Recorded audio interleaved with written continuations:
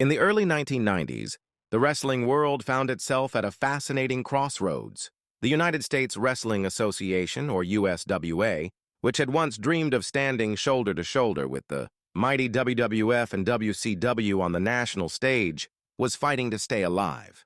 Times were tough, but out of desperation came an unexpected alliance, a working agreement and talent exchange with none other than the World Wrestling Federation. And so the unthinkable happened.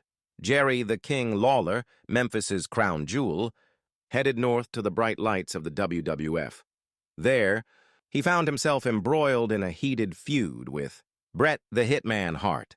Lawler didn't just claim to be a king. He declared himself the one and only king of wrestling, throwing down the gauntlet to the Hitman. Fans watched the drama unfold inside WWF rings. But what many didn't realize was this rivalry spilled over into the USWA, creating a dynamic that blurred the lines of allegiance. Here's the kicker. In the WWF, Lawler was the villain, a snide, conniving heel fans loved to hate. But back in Memphis, within the walls of the USWA, Jerry was the hometown hero, revered and loved. The roles reversed for Bret Hart, the noble babyface in the WWF, yet cast as the heel in the USWA.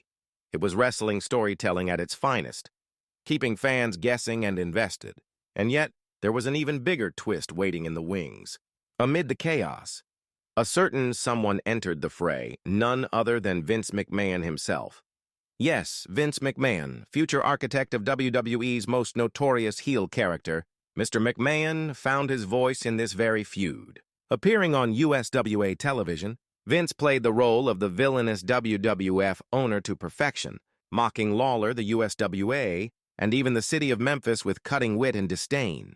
What began as a partnership to save a struggling promotion turned into an unforgettable storyline that not only bridged two wrestling worlds, but also sowed the seeds for one of wrestling's most infamous characters.